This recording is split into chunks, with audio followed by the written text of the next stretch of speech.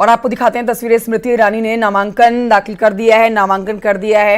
ये आप मध्य प्रदेश के मुख्यमंत्री मोहन यादव को देख रहे हैं इस समय। वो स्मृति ईरानी के नामांकन में पहुंचे हुए थे। तो एक तरफ राजनाथ सिंह और दूसरी तरफ स्मृति ईरानी का नामांकन आज। और जिस ढंग से ऐतिहासिक जीत हुई, मैं वाकई बधाई देना चाहूंगा। और मुझे लगा कि मैं मध्य प्रदेश से चलकर आया तो मेरा आना सार्थक हो गया। मोदी जी को लेकर के पूरा प्रचंड बहुमत की एक तरह से लहर दिखाई दे रही, मुझे मध्य प्रदेश में भी हो रही, पूरे देश में भी। पूरा देश मोदीमय हुआ है। आप अपने ससुराल के लोगों को क्या संदेश देंगे? मैं तो यही कहूंगा कि वर्तमान का समय विकास के लिए मोदी जी का हाथ मजबूत करने का, मोदी जी का साथ देने का, मोदी जी के साथ भाजपा के साथ चलने का। और मुझे लक्षण दिखाई दे रहा है निश्चित रूप से स्मृति जी अब की बार कई रिकॉर्ड तोड़ेंगे। मुख्यमंत्री जी ये भी कयास लगाए जा रहे हैं कि राहुल गांधी का नाम अमेठी से सामने आ सकता है कांग्रेस पार्टी। देखिए, हमने कहा है कि स्मृति ईरानी जी हमारी जबरदस्त प्रत्याशी है। अब कांग्रेस किसको जबरदस्ती लाती मेरे को नहीं मालूम।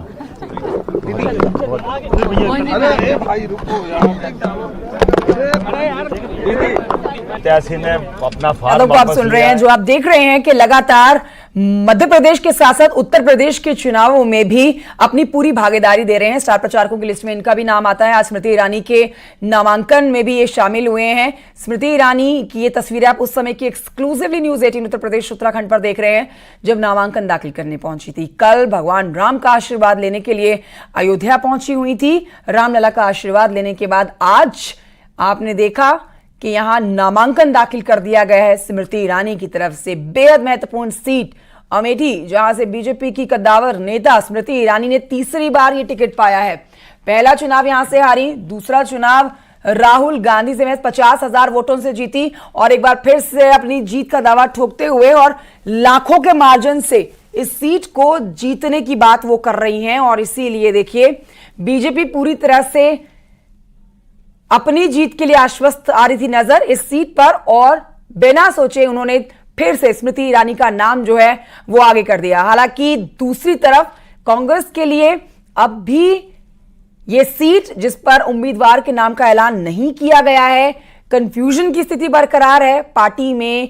किसको इस सीट से उतारा जाए? क्या राहुल गांधी एक बार फिर से चुनाव लड़ते हैं या फिर नहीं? रॉबर्ट वाड्रा भी अपना दिलचस्पी दिखा रहे हैं इस सीट पर चुनाव लड़ने के लिए। क्या उनको टिकट मिलता है या फिर गांधी परिवार से हटके कोई चेहरा इस सीट से चुनाव लड़ता हुआ नजर आता है? ये देखना बेहद जरूरी हो जाएगा।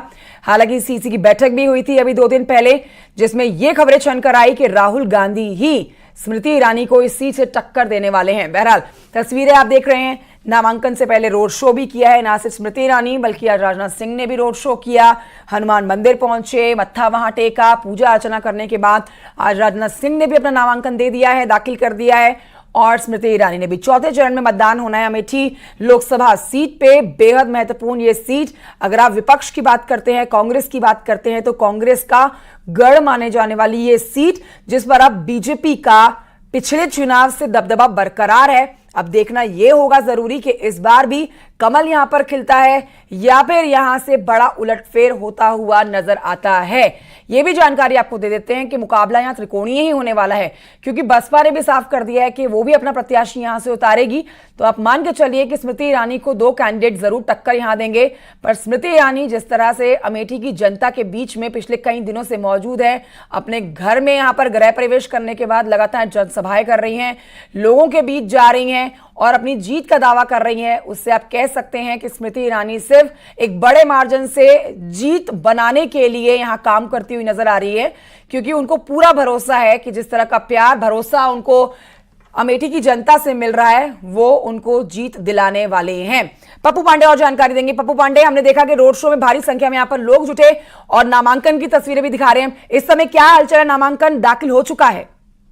जी बिल्कुल, आपको बता दें, तीसरी बार अमेठी सांसद स्मृति ईरानी ने अपना नामांकन पत्र दाखिल कर दिया है। और नामांकन पत्र दाखिल करने के बाद जब वो कलेक्ट्रेट परिसर से बाहर निकली तो अपनी जीत को लेकर पूरी तरह से आश्वस्त नजर आई और जय श्री राम के नारे भी बाहर लगते रहे। लगातार भाजपा की बड़ी संख्या में कार्यकर्ता अमेठी में, बता दें, 5 विधानसभा क्षेत्र हैं और 5 विधानसभा से भारी संख्या में समर्थक उनके नामांकन में शामिल हुए थे। वही नामांकन के दौरान बाबा का बुलडोजर भी जगह जगह खड़ा रहा और उनका जोरदार स्वागत बुलडोजर से भी किया गया, पुष्प वर्षा की गई है।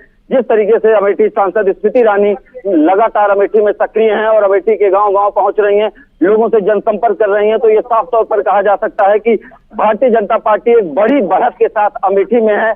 और जिस तरीके से आज नामांकन में भारी भीड़ थी, तो ये शक्ति प्रदर्शन भी कहा जा सकता है भारतीय जनता पार्टी का, कि लगातार जो है उसका कुनबा अमेठी में बढ़ता जा रहा है। वहीं कांग्रेस पार्टी अभी अपने प्रत्याशी का सिलेक्शन नहीं कर पा रही है।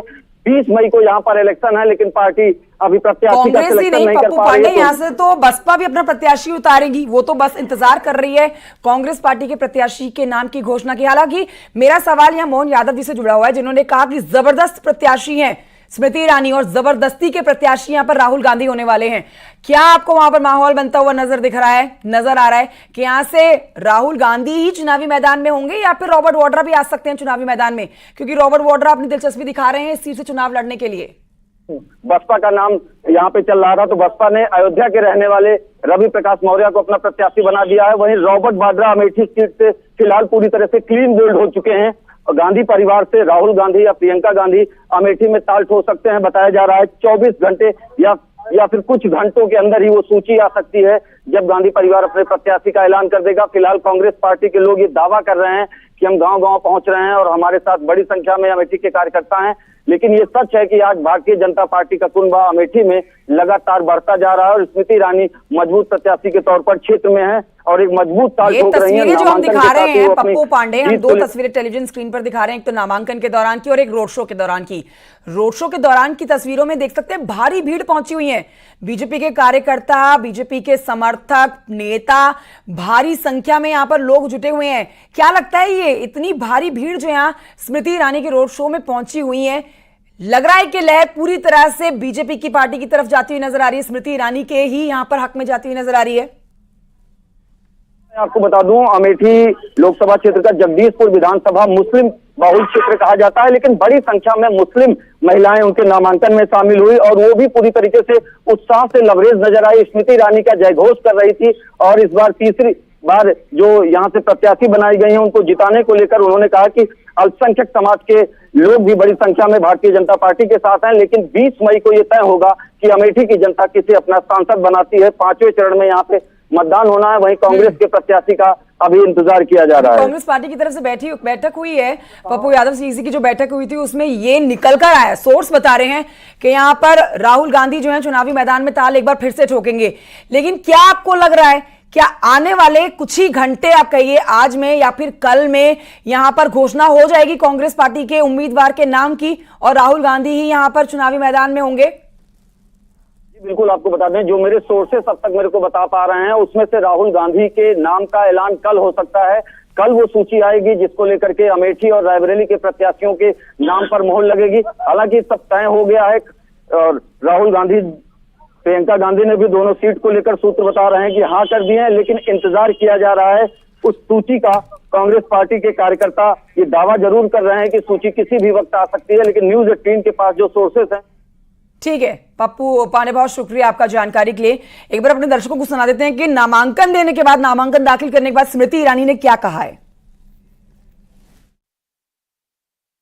के नए संकल्प के साथ आज मुख्यमंत्री मोहन यादव जी के सानिध्य में यशस्वी प्रधानमंत्री श्री नरेंद्र मोदी जी से प्रेरित भारतीय जनता पार्टी की प्रत्याशी के नाते अमेठी की सेवा में आज मैंने अपना नामांकन अमेठी की जनता के आशीर्वाद, समर्थकों के सहयोग से भरा।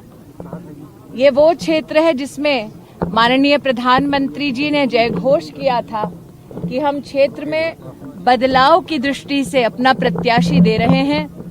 इन 5 वर्षों में जो अमेठी को सेवा का मौका इस लोकसभा क्षेत्र में मिला, हमने 1,14,000 घर प्रधानमंत्री जी के दिशा निर्देश में बनते देखे।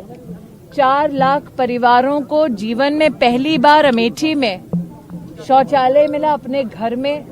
3,50,000 घरों में नल से जल आने लगा। 1.5 लाख परिवारों को जीवन में पहली बार विद्युत का कनेक्शन मिला। 4 लाख से ज्यादा किसानों को इस क्षेत्र में प्रधानमंत्री किसान सम्मान निधि से हम सबने सम्मानित होते देखा। ये वो अमेठी है जिसमें पहली बार अमेठी के इतिहास में किसानों के लिए खाद की रैक भी उतारी नरेंद्र मोदी सरकार ने। ये वो अमेठी है जिसने 15 साल एक लापता सांसद के चलते इसी गौरीगंज में खाद की लाइन में खड़े किसानों की छातियों पर, पीठ पर लाठी पड़ते देखा इंडिया अलायंस का। इसलिए आज मैं कृतज्ञता के भाव से अमेठी के सभी परिजनों को आपका आशीर्वाद नरेंद्र मोदी जी को कमल के फूल को मिले, ऐसा उनके शुभ चरणों में अपना ये निवेदन अर्पित करते हुए मैंने आज अपना नामांकन भरा।